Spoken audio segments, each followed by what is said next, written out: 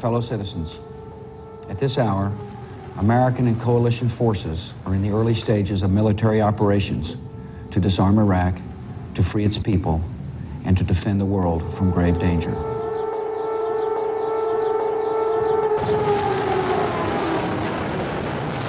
It was the most intensive bombing campaign against Baghdad yet. From where I was standing on the balcony of the hotel where I'm staying, I could see building after building, one after another. I could see the bombs striking them, the missiles falling from the sky and reducing them to rubble. There were fires burning, the plumes of smoke rising hundreds of feet into the air.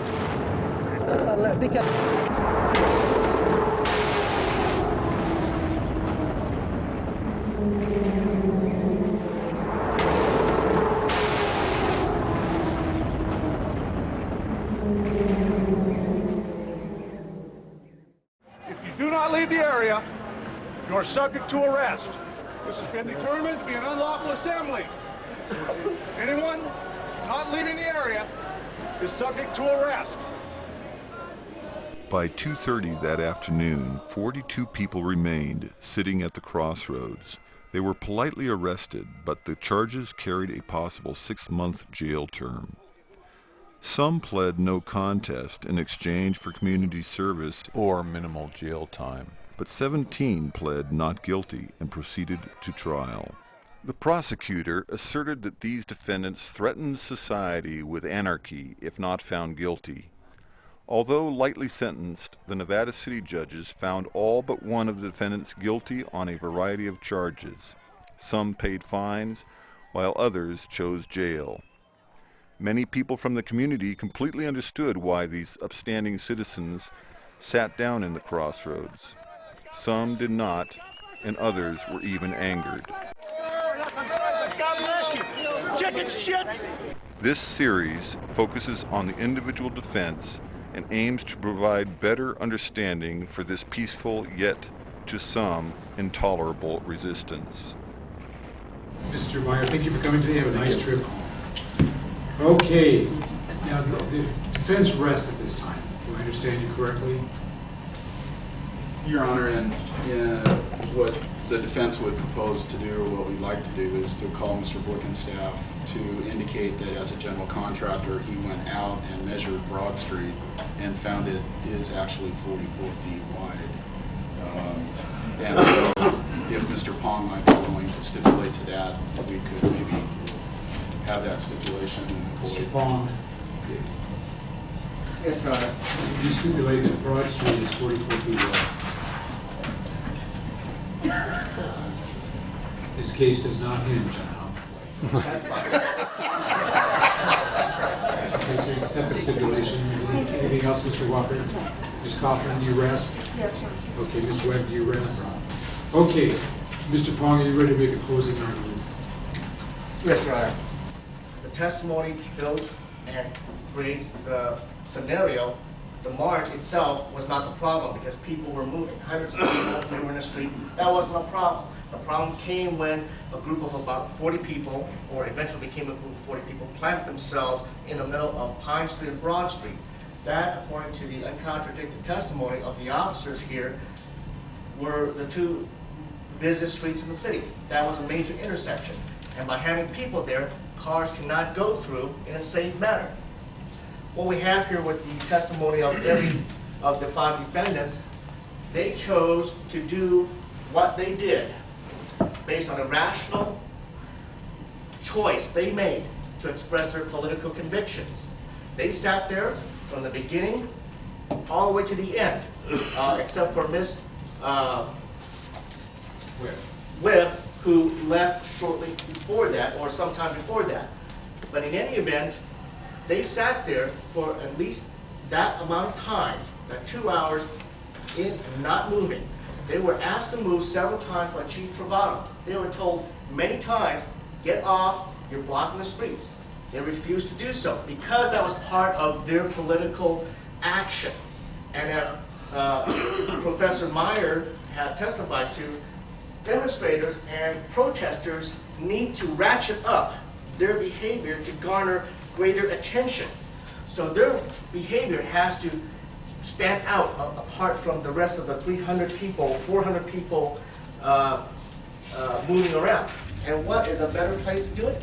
Plant themselves in the middle of the street. They had buckets prepared. They had a big refrigerator box. It wasn't spontaneous. It was prepared. Sergeant Gage testified he saw buckets being passed out. They knew what they were doing because they weren't taking buckets to do a bucket brigade for a fire. Ms.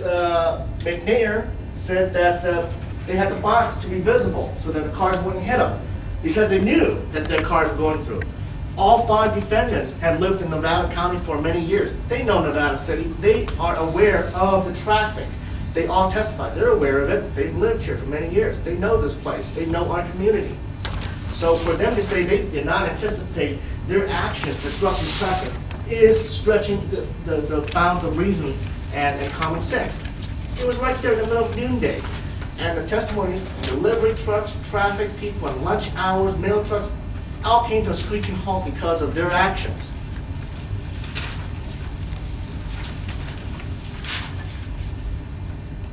And we have Ms. Webb's own statement that was to make a bigger statement, to make a bigger impact.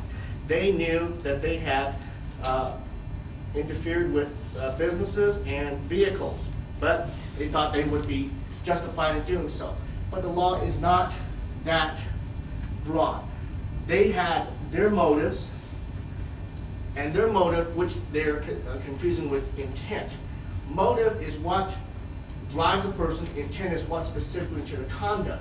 A person may be motivated to get more money, but they intend to go in the store to rob them. So their motive and intent are 2 different things. What we have here is motive, clearly by the law, is not a defense. They may have all the greatest motives in the world, but if they engage in wrongful conduct, it's still wrongful conduct. In count 1, there's public nuisance. A public nuisance is anything that obstructs the free use of the streets, public park, public highway, and the defendants did engage in that conduct, and that such conduct did interfere substantially with the use of the Pine Street, Broad Street intersection. The refusal to disperse. The refusal to disperse is the elements are that unlawful conduct occurred, unlawful assembly occurred. The assembly was unlawful because they went there with the knowledge they're going to make a big statement. They were not satisfied in moving along with the rest of the crowd, proceeding downward and going to the park, having their little congregation of park, emailing their congressman, writing letters, or having a nice rally outside and away from the streets. They knew what they were doing. They planted themselves right there. That was the unlawfulness of that assembly. Defendants were present. They were all present. They stayed there for substantial amounts of time. They were lawfully warned to disperse. I believe there's no evidence to contradict that. We saw on the tape as well as the testimony. They were ordered 3 times. This was an unlawful assembly. Please leave or you'll be subject to arrest. No one left. Not by the testimony officers, not by the videotape. They stayed there because that was their cause, which they have a right to do. They sat there. They wanted to be arrested. And they remained, willfully remained despite the warning, which they did. What we have here, Your Honor, is not an interference with their right to protest, to petition the government, or to act in a manner to express their disapproval. What we have here is their conduct which interfered with the public's right to cross that road, to use that road, to use a public maintained street. And they did that. The defendant has filed issues that these are specific intent crimes, or that there's a reasonableness to it. But the reasonableness cannot be judged solely by their version of their political beliefs, but by what is the impact to the rest of the public? What is the impact to the community that they cannot use? The hundreds of people who could not cross because of their conduct. That has to be weighed. Law here is clear and does not justify their conduct on that afternoon on March 20th between the hours of 12 and 2. That conduct was unlawful, it is wrong, and regardless of how well motivated they are, they broke the law. Thank you, Your Honor. Who wants to go first? I'm going first because I'm going to address the issues of the crime and or the crimes charged. Well, there's no question that these defendants wanted their voices heard. The question that is before this court is, has the district attorney proved beyond a reasonable doubt that these individuals have committed crimes as defined by California law? Meg Pally and her co-defendants stand accused of 3 crimes: the failure to disperse from an unlawful assembly, public nuisance in obstructing a street, and jaywalking. In order to prove the crime of unlawful assembly, the prosecutor must prove that 2 or more, well, first, that there was the refusal to disperse requires a gathering, that they were present when an announcement was made, that they were warned, and that there was an unlawful assembly. There's no question they were present, and there's no question they were warned. The question is, was there an unlawful assembly? An unlawful assembly occurs whenever 2 or more persons assemble together for the purpose of doing an unlawful act. This requires specific intent. It requires the intent to do an unlawful act. The prosecutor must prove that Meg Pally and her defendants went to the intersection of Pine and Broad Street with the intent to commit the crime.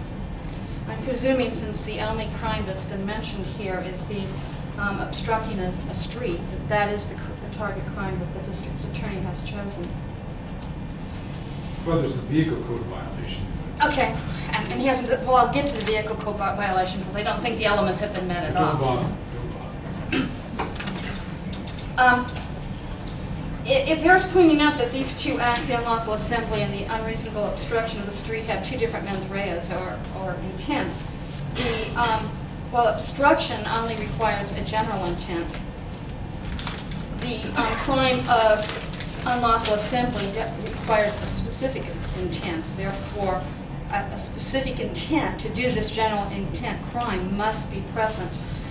I would analogize this to an aider and abettor. An aider and abettor needs the specific intent to aid what may be a general intent crime, for instance, assault. So though the target offense is general intent, the unlawful assembly requires them to specifically intend to do that act.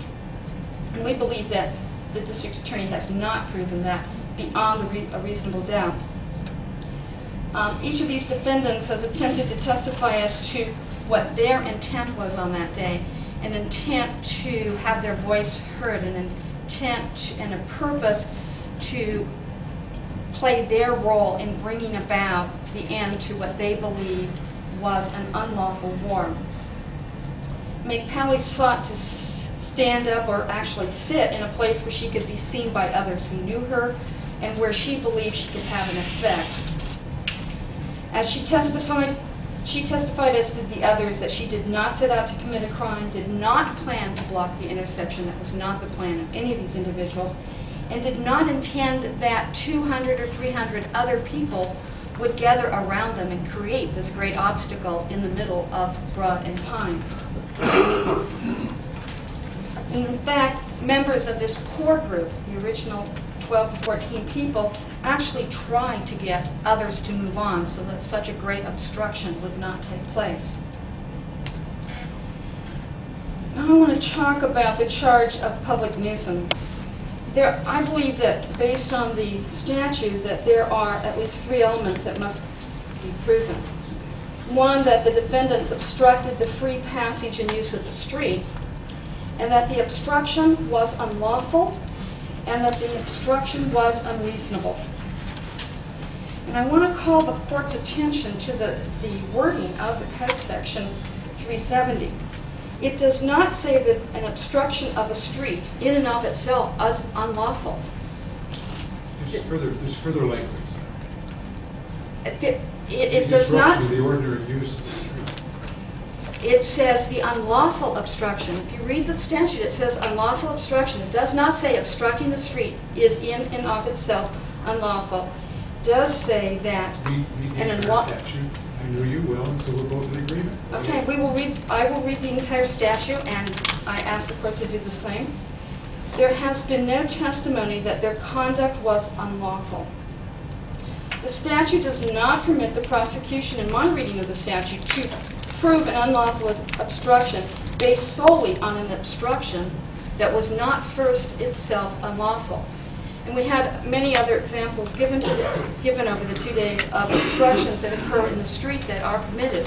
For instance, the obstruction of Pine and Commercial Streets because of the construction that goes on there, the obstruction of Broad Street and other streets because of trucks parked, and indeed the obstructions of the street for various special events that occur in downtown Nevada City.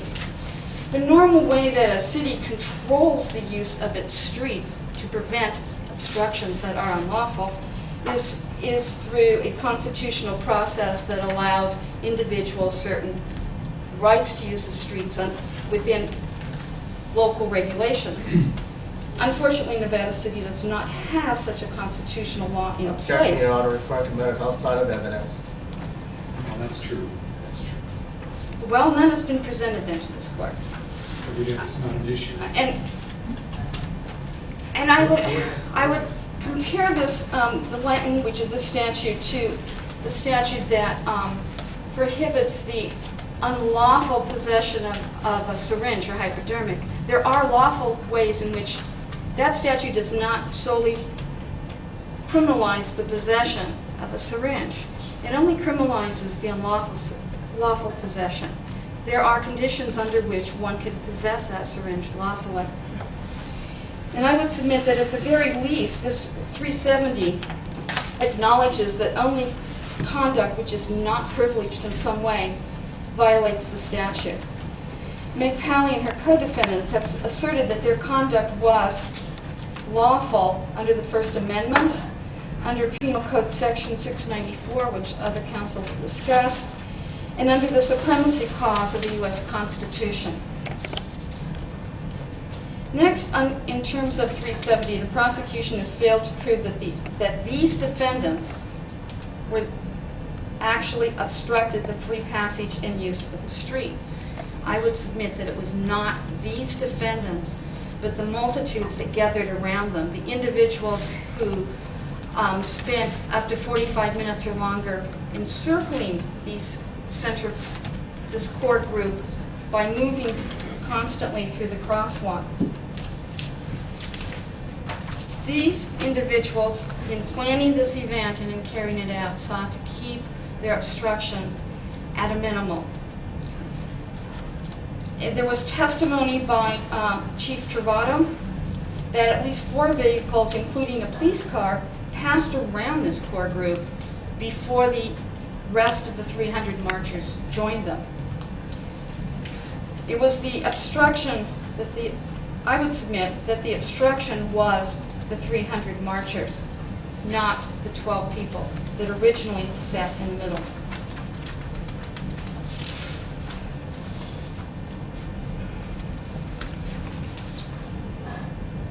And finally, the prosecution has to prove beyond a reasonable doubt that the obstruction, if any, caused by these defendants was unreasonable under all the circumstances known to them on that date. Professor David Meyer has testified here as to the expectations an individual can have in participating in a social movement, a political movement. That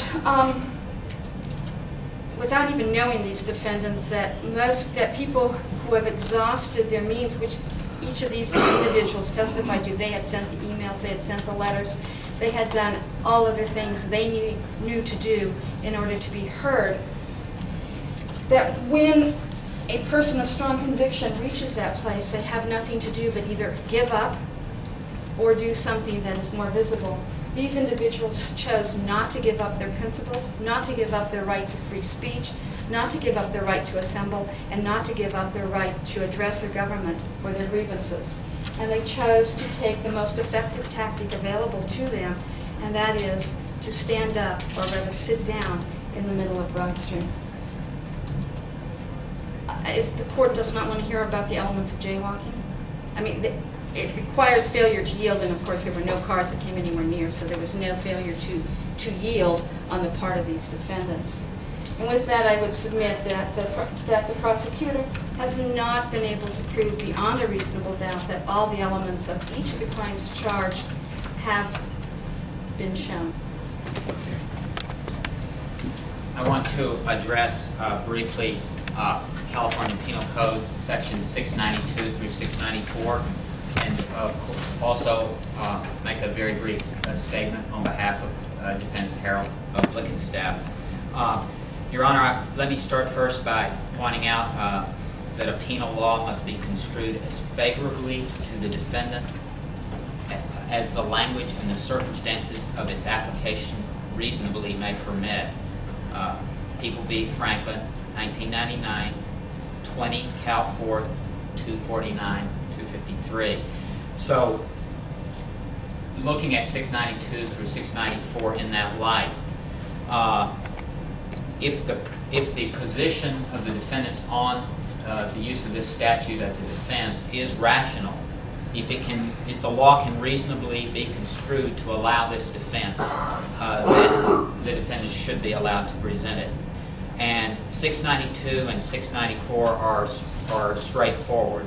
692, lawful resistance to the commission of a public offense may be made by the party about to be injured or by other parties.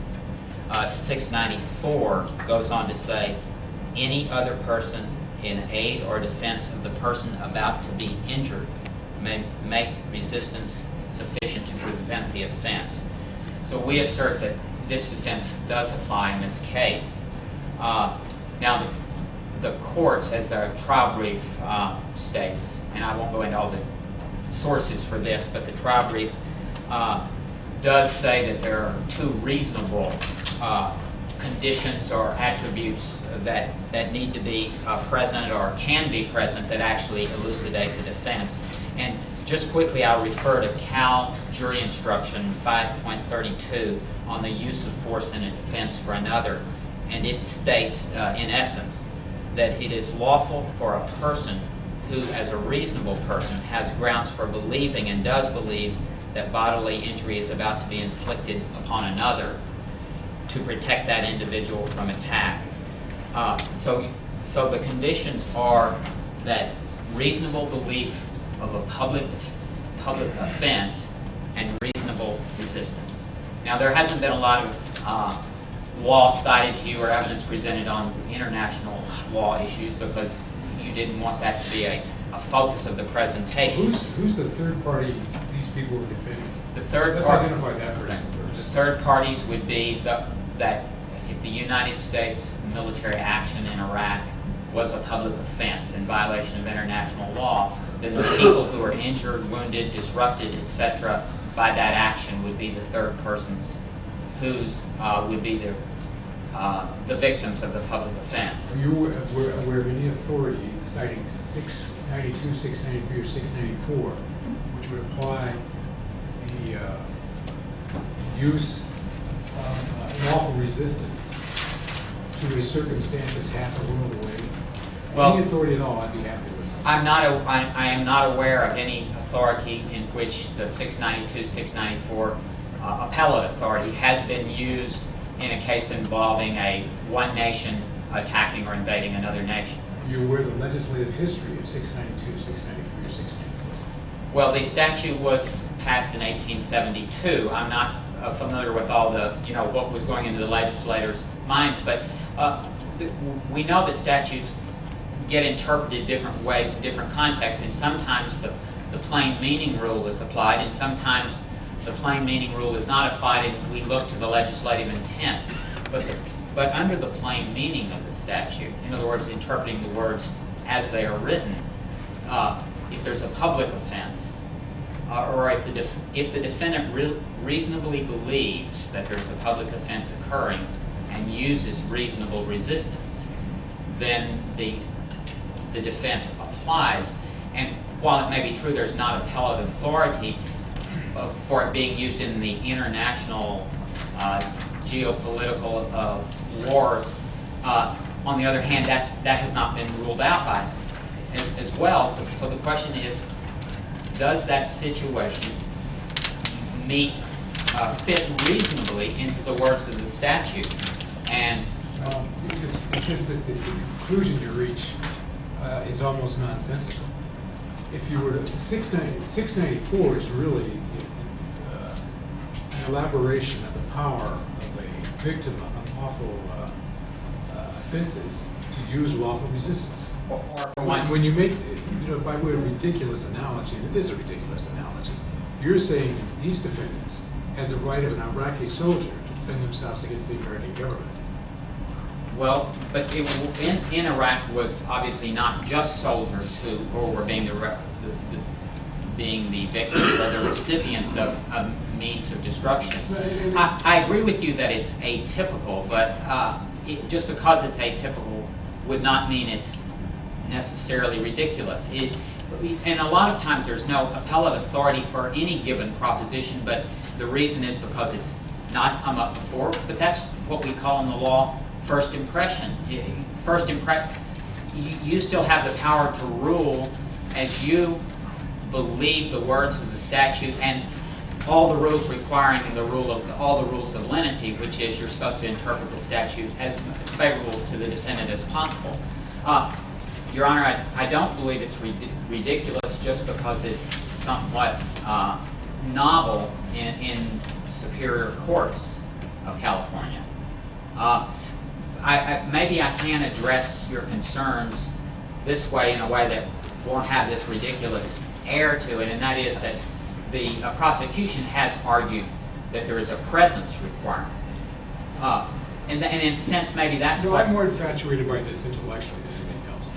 The resistance being applied is being applied to the Nevada City Police Department. That's the lawful resistance.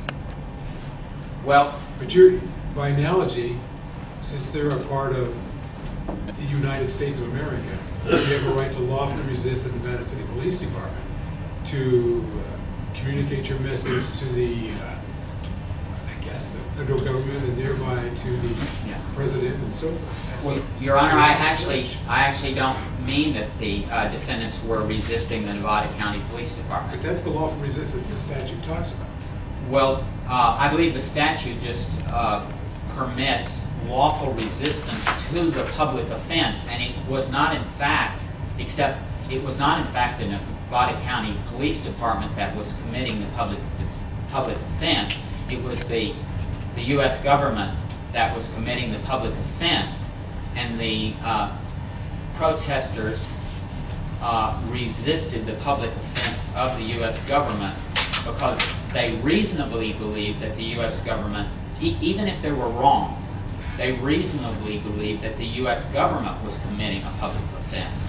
And they didn't resist, they actually didn't resist the Nevada County Police Department. They willingly allowed themselves to be arrested. They're resisting the U.S. government with a reasonable show of resistance. So the act of committing an unlawful assembly or a nuisance is the resistance you're referring to? The resistance is the sitting down in the intersection to demonstrate their opposition. And while that sitting down could, in certain contexts, be a violation of California penal statutes, and nevertheless, where it is done, where it is a reasonable resistance, and where the resistance is because of the reasonable belief that the U.S. government is committing a public offense, then that meets within the statute. In other words, the defendants were not protesting against the Nevada County Police Department. They were protesting against the United States government. In fact, the military action of the U.S. The government. Nevada City Police Department declared it to be an unlawful assembly. Yes, Your Honor. That's not the resistance you're talking about. You're talking about the mere fact of sitting in the street is a resistance. Yes, sitting in the street is a resistance. Yes, to the U.S. government action. In defense of a third party. Which is those people in Iraq who would be the recipients of, they truly would be the recipients of what, if it didn't have the color of authority because war is considered okay, it would be using bullets and bombs, etc., to cause the loss of life and physical. Excuse me, Mr. Birch, I just wanted to dance a little bit around this issue. So. Okay. Well, Your Honor, Mr. Greenberg is actually the one who can argue this better than I, and but unfortunately I'm the one who is, I mean, unfortunately for the court, I'm the one who's having the argument. By analogy, Your Honor, briefly here, as I said, the prosecution believes there is a presence requirement, but the California courts have never put a presence requirement. In other words, the resistance does not have to be in the presence of the public offense or where the victims are going to be hurt. For example, and we have cited in our trial brief Professor Perkins, who professor at Hastings and UCLA, who has mentions nothing about a presence requirement in his fairly elaborate mention of this offense. A quick example would be, Your Honor, if someone was going to make a phone call in San Francisco to New York City that would somehow activate a device that would explode and injure people, and someone in San Francisco learned of that and was not there in the presence of where the explosion was going to take place, but recognized that it was reasonably believed it was going to occur by telephone. In other words, the telephone was going to activate an explosive device. That defendant, by cutting telephone wires, not there in the presence of where the offense is going to happen, but cutting them somewhere else by intercepting, that person can prevent the public offense. So there would be no presence requirement in order for that defendant to have made a valid defense. And by analogy, these defendants in Nevada County, California, were trying to resist actions taken by the U.S. government, although the site of where the harm was going to occur was somewhere else. Your Honor, given these two conditions on this defense, and this is the only thing I'm arguing about, and this is pretty much the end of my remarks, but given the two elements, did defendants reasonably believe that a public offense was occurring, and did they use reasonable resistance to it?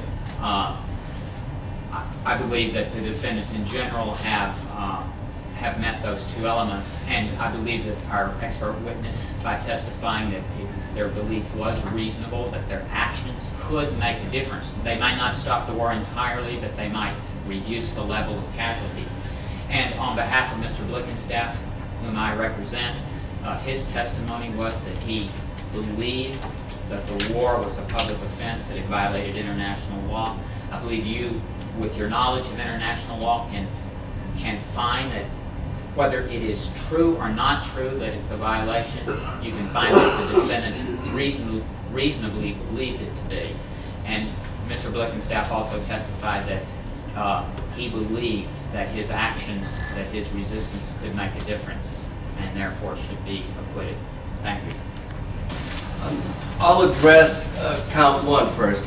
That's obstructing the free passage in the customary manner of a street or highway. And I believe defense A best shows, that's the photograph of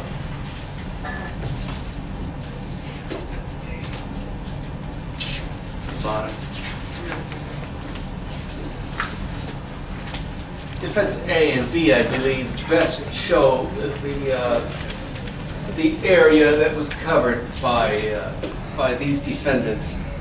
According to Chief Travato, the area that these defendants covered was between 10 and 15 feet, and his estimate of the width of Broad Street was 40 feet. We've had stipulation that it was, I believe, 42, 44 feet.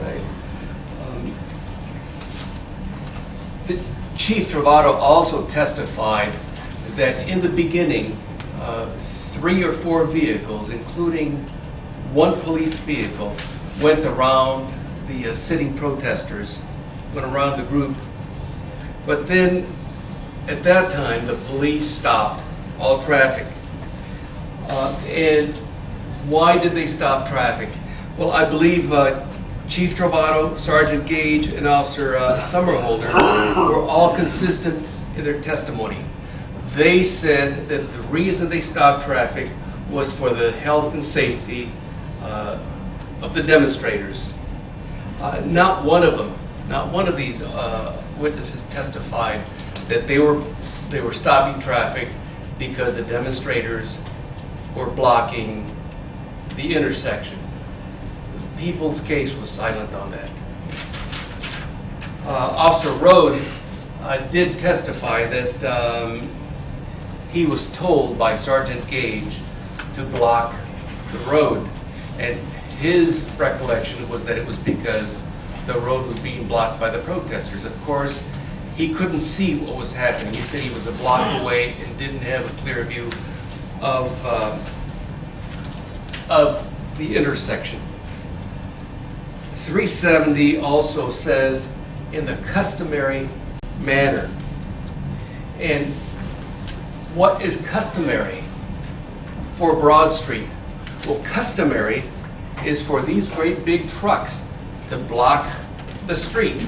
This is all witnesses, all police witnesses testified that is what happens. The trucks come in, they double park and unload their merchandise. If the court examines Defense F in conjunction with A and B, there's these trucks are much bigger than the area covered by the protesters.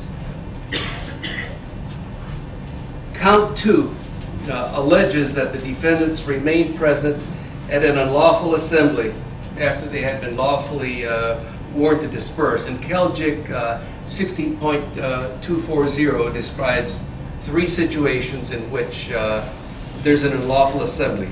One, when 2 or more persons are assembled together to do a lawful act in a violent, boisterous, or tumultuous manner. I believe the witnesses all testified that none of these witnesses, these defendants were boisterous, tumultuous. 2, when there's an assembly of people to do a lawful act and the assembly becomes or threatens to become violent. The testimony of the witnesses was that these people were subdued, silent. And finally, when 2 or more persons assemble together to do an unlawful act, then the question becomes, what was the unlawful act? And I believe that the position of the people is that the unlawful act was the blocking of the street. But there was no blocking of that street. The police, the chief testified that the cars were able to go around the demonstrators. He said 3 or 4 cars went around the demonstrators and just drove around them, just like they drive around the trucks that are double parked on Broad Street every day.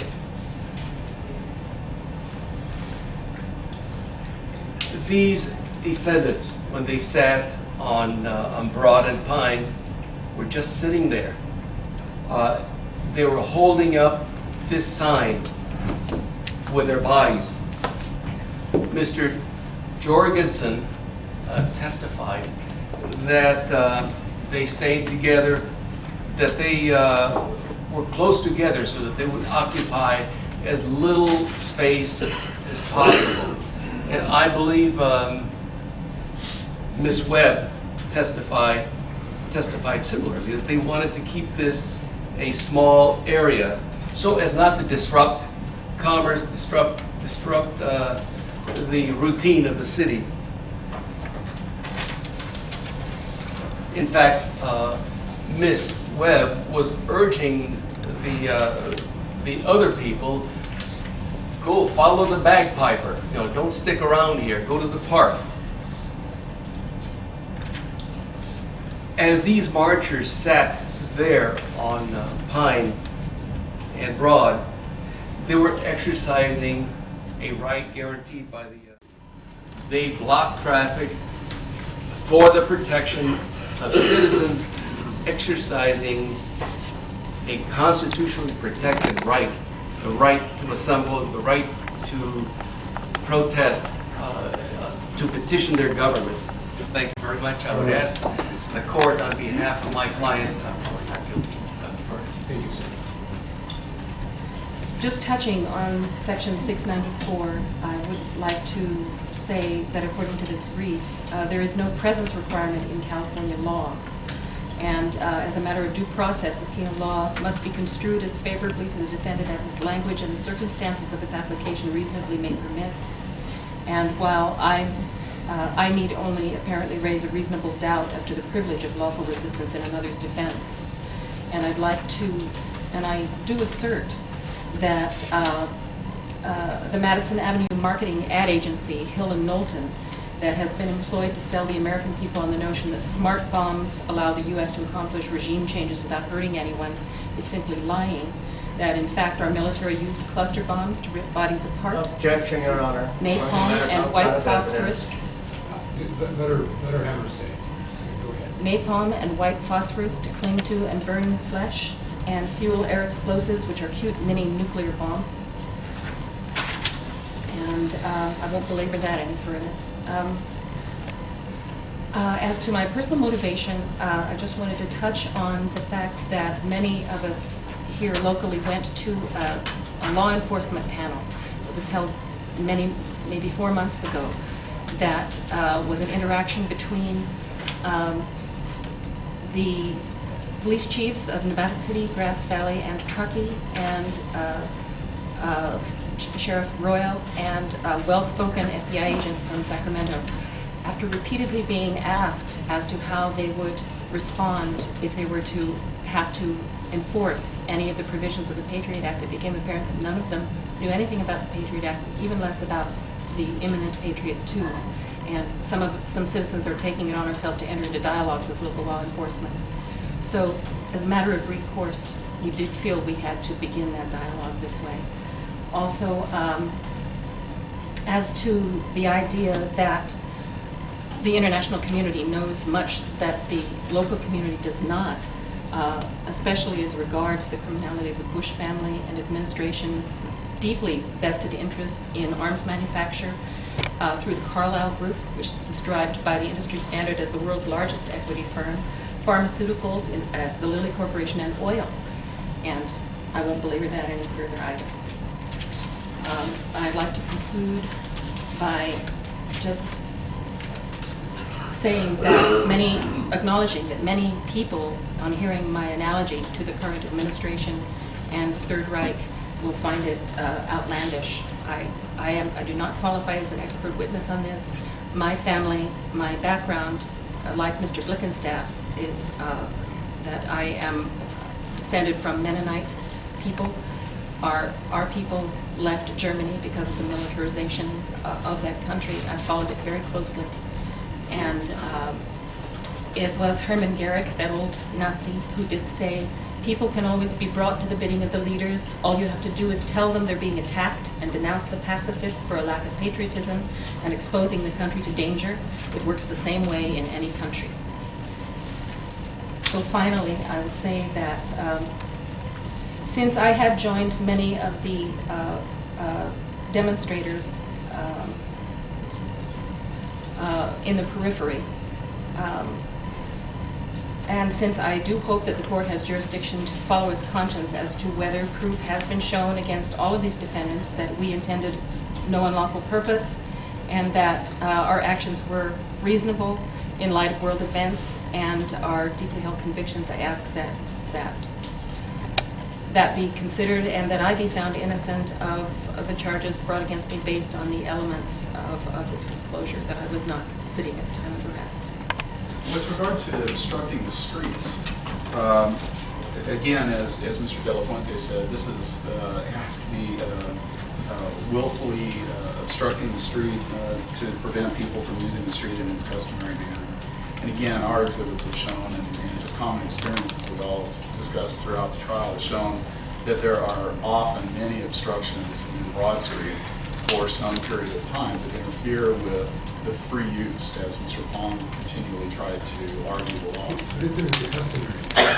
Isn't a delivery truck parked next to a store the customary use of Broad Street? Your Honor, only because it is a daily occurrence, it makes it no more legal nor any less legal. Well, what does the word customary mean? Customary, what I would assume it means usual. So does that mean that because law enforcement chooses to allow those folks to impede traffic, therefore it becomes legal? And I would answer no.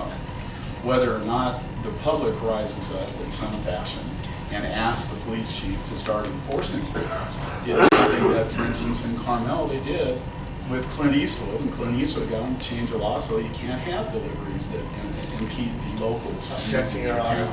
between Walking up 12 and into 2. first and matters outside of evidence. Well, you know, I know that when they started signing them for double parking, it was the merchants who got upset.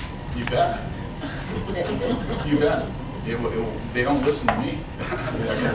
In any event, Your Honor, I think you understand my point, is that the streets are there for many purposes. And again, you've indicated some familiarity with labor and United States history. The Supreme Court has recognized, at least since 1939 in Hague versus the CIO, before it was the AFL-CIO, that protest in the streets is a common use and customary use, and it's our lawful right to assemble in our streets. Now, that has to be reasonable, and that, I think, is what we're discussing in truth in this particular case. The purpose for which these folks sat down in the street was, again, similarly not illegal. They've testified repeatedly, and I think there's no evidence to the contrary whatsoever, that they were trying to have a minimal intrusion. However, they wanted to be seen. They wanted to distinguish themselves from the other folks who were marching using the street. And so they chose what they felt would be the next least intrusive manner. And they did not in any way seek to spread out, to block the street. They did not seek in any way to encourage others to join them and to come and shut down the town. They, in fact, did exactly the opposite. And so they were there to peacefully express their views. And they wanted to be seen. Mr. Pong admits that that's their right. Chief Travato admitted that that was their right. The chief does not create an unlawful assembly just by ordering Lauren Gage to say it's now an unlawful assembly. So the court has to ask itself, before it can be assured beyond reasonable doubt, I submit, whether or not the unlawful assembly was unlawful ab initio. And if so, then there's Chief Travato in Defense Exhibit A, witnessing the very first people sitting down. Now, Chief didn't want to admit that. In fact, he led us to believe initially that we Well, what makes you think would happen from the very beginning? What might otherwise be a permissible standing of people in the middle of the street for a few moments, when it goes on for 2 or 3 hours, does that become, are you saying that the chief gratify continuing assemblage of people in the street by not doing something immediately when they got there? Is that your position? No, sir, that isn't. I think that it's a factor. Again, the California Supreme Court has said that with regard to nuisance law, with the requirement is that there are 2 elements, and the law recognizes that in life, in organized society, and especially in populous communities, it involves an unavoidable clash of individual interests, and that's really what you're asking me to focus on when you're talking about business interests versus free speech interests. Business interests has never occurred yet. Nobody's ever brought that up. Oh, I'm sorry, you said the business owners complained when they... I'm just using a homespun analogy as to why I know it happens. Okay. But it doesn't matter. It's not in evidence.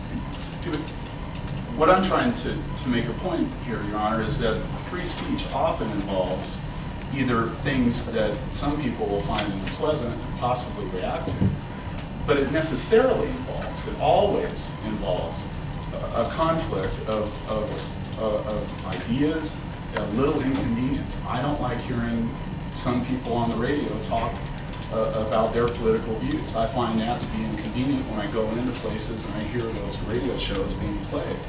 But I recognize it's their right to play them, and I don't ask that they be considered a nuisance and shut down. These folks weren't talking, they were just simply sitting. This is classic free speech exercise, and they are, well,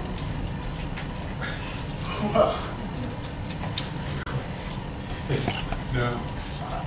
I mean, even Mr. Pong has not tried to argue that. Mr. Walker, I understand attorneys have license, so exercise your license. Well, sometimes I think being a public defender, I only have a learner's permit.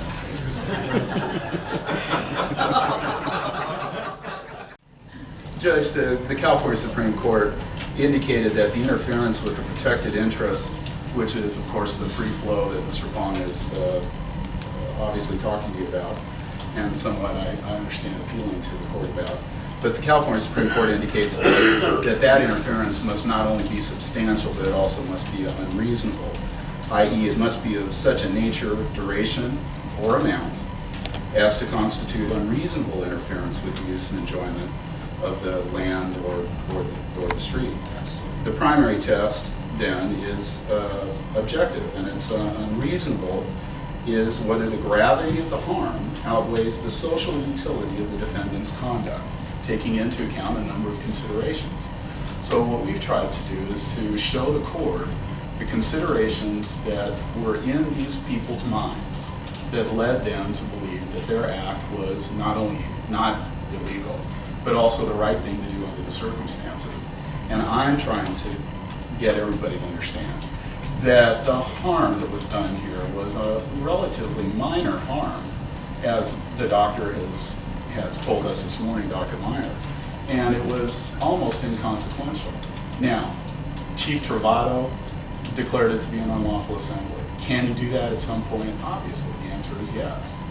Was 2 hours an unreasonable period of time beyond a reasonable doubt? And I think the answer is no. Again, I think it dovetails into the other things that we pointed out here to the court. The police cars were first utilized to control the crowd. Chief admitted that he made no attempts to clear out everybody around these folks. Lauren Gage did not make any attempts to physically utilize any of the police officers he had summoned from the surrounding authorities to control the crowd, to allow free flow of traffic. Their choice was to simply shut down the street until everybody was down. Now, was that reasonable too? Yeah. So we have a reasonable conflict, and I think that the harm that is being alleged is extremely minimal given all that. And given the interest, and again, to conclude with free speech and the First Amendment, given the interest in the pure political activity that was going on here, this is really what fundamentally sets our country apart from